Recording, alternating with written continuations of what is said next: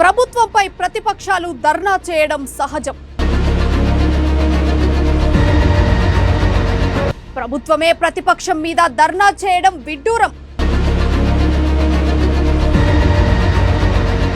103 మంది ఎమ్మెల్యేలున్న BRS versus 5 ఎమ్మెల్యేలున్న Congress. Telangana రాజకీయాల్లో ఆసక్తికర యుద్ధం. రేవంత్ రెడ్డిపై దాడితో బీఆర్ఎస్ పైచేయి సాధించిందా?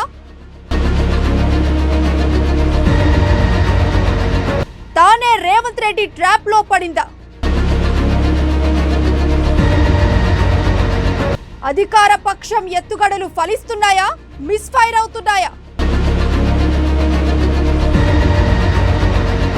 అధికారంలో ఉండి ధర్నాలకు దిగిన వారు ప్రజల మద్దతు పొందగలరా?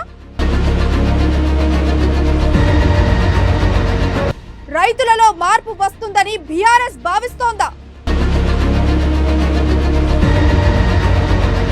తెలంగాణలో వాస్తవ పరిస్థితులు ఎలా ఉన్నాయి? అమ్మా న్యూస్ సీఈఓ జర్నలిస్ట్ కంది రామచంద్రారెడ్డి వీకెండ్ అనాలిసిస్.